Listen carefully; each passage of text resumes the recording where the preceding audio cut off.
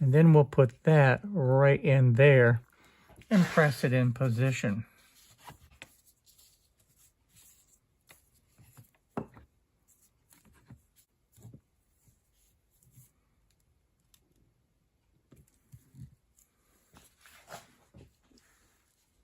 So that's how that will look. That is perfect.